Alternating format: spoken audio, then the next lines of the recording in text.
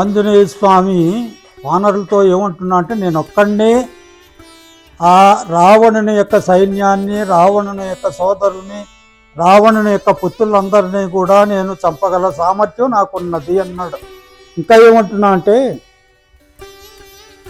ఆ ఇంద్రజిత్తుతో కూడా నేను యుద్ధం చేశాను కదా, ఆ ఇంద్రజిత్తు ప్రయోగించినటువంటి బ్రహ్మాస్త్రాన్ని, వరుణాస్త్రాన్ని, వీటినన్నింటినీ కూడా నేను వమ్ము చేశాను అని చెబుతూ, బ్రహ్మం ఐంద్రంచ రౌద్రంచ వాయువ్యం వారుణం తత యది శక్రజితోస్త్రాన్ని దుర్నిరీక్షాన్ని సంయుగే తాన్యహం విధమిష్యామి అంటున్నాడు. ఈ వాళ్ళందరినీ కూడా వాళ్ళు ఇంద్రజిత్తు ప్రయోగించినటువంటి బాణాలన్నింటినీ కూడా నేను వమ్ము చేయగలను. నిహనిష్యామి రాక్షసాన్, రాక్షసులందరినీ చంపగలను. భవతాం అభ్యనుజ్ఞాతో విక్రమేమే రుణద్దితం, మరి మీ అనుజ్ఞయనితో అచ్చటికి వెళతాను, నా పరాక్రమాన్ని నన్ను తొందర పెట్టుచున్నది అని కూడా అన్నాడు. మీ ఆజ్ఞ ఇవ్వడమే ఆలస్యము అన్నట్లుగా. ఇంకా ఏమంటున్నా అంటే, మయాతులా విసృష్టాహి శైలవృష్టి నిరంతర దేవానపి రణేహన్యాత్ కింపునస్తాన్ నిశాచరాన్, నిరంతరాయంగా రాళ్ల వర్షం కురిపించి దేవతలను నేను యుద్ధంలో చంపగలను, ఈ రాక్షసులు నాకు ఏమాత్రము అన్నాడు.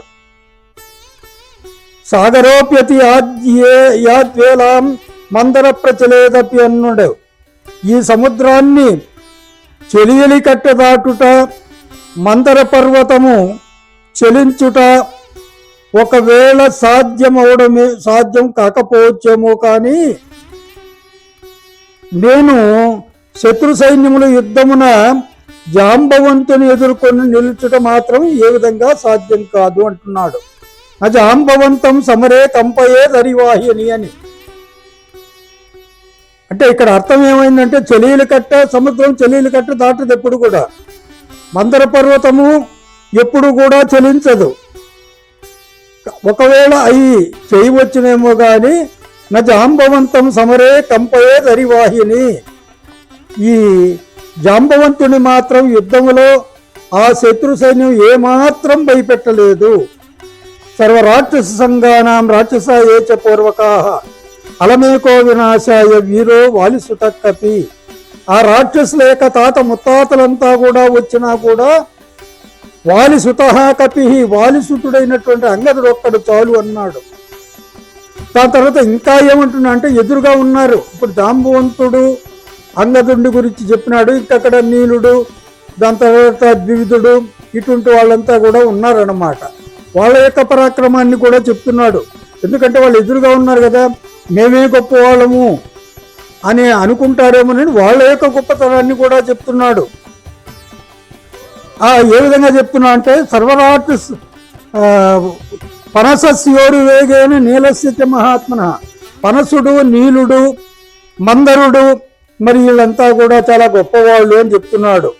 సదేవాసుర యక్షేసు గంధర్వోరగ పక్షిషు మైందస్య ప్రతియోదార్థం సంసత్ ద్వివిధస్య చ, ఇక్కడ వానరులో ఎదురుగా ఉన్నటువంటి వాళ్ళల్లో మైందుడు, ద్వివిధుడు అన్నమాట. వాళ్ళు అశ్వినీదేవి సుతులు. వాళ్ళ యొక్క ఆమె యొక్క వరప్రసాదం కూడా ఉంది. ఆమె యొక్క సుతులు కాబట్టి బ్రహ్మదేవుడు కూడా వాళ్లకు ఎక్కువ వరాలు ఇచ్చాడు.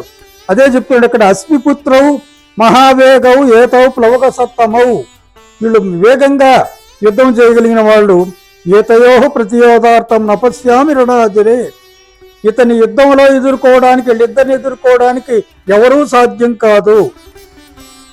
పితామహ వరోచ్చేకాత్ పరమం దర్పమాస్థితౌ, పైపెచ్చు బ్రహ్మ యొక్క వరం కూడా ఉంది కాబట్టి ఇంకా ఆ వర ప్రభావం కూడా వాళ్లకు బాగా గర్వాన్ని పెంచుతూ ఉంది.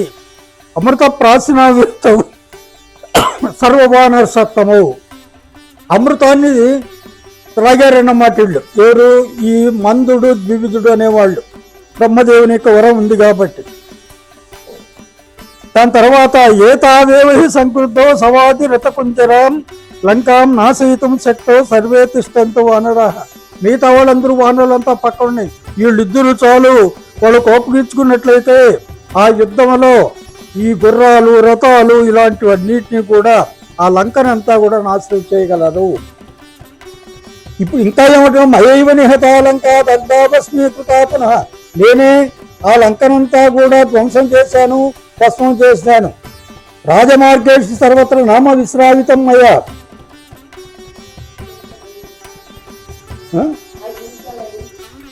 అది కాపేస్తామనే, ఇంకొక చెప్పేస్తాము, ఇంకొక 3-4 నిమిషాలు అయిపోతాయి.